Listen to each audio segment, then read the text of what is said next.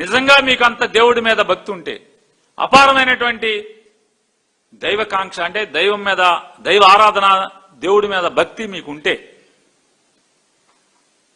2014 నుంచి 19 దాకా ఎన్ని గుడులు మీరు జేసీబీలతో, ప్రొక్లైన్లతో మీరు కూలదోయించారు దేవుడి ఆలయాల్ని? రాజధానిగా ఉన్నటువంటి విజయవాడ నడిబొడ్డులో ఎన్ని ఆలయాలను కూలదోయించారు చూడండి ఒకసారి.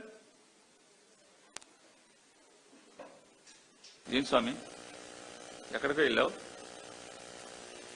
ఎన్ని ఆలయాల్ని కూలదోయించారు చూడండి. లాస్ట్ లో ఉండదు చూసుకోండి.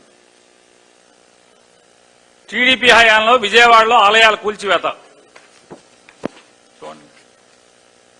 ప్రొక్లైన్లు పెట్టి, జేసీబీలు పెట్టి. మీకు దేవుడి పట్ల, హైందవ మతం పట్ల గౌరవం ఉంది, భక్తి ఉందని ఇది చూసినట్టు ఎవడన్నా నమ్మమంటారా అని అడుగుతున్నాను మిమ్మల్ని ప్రశ్నిస్తున్నాను. ఇది భక్తికి సంకేతమా? దేవుడంటే భయానికి సంకేతమా? దేవుడంటే బరితెగింపుకు సంకేతమా? మీరు చెప్పండి. ఏ తెలుగుదేశం పార్టీ వాళ్ళని చెప్పండి.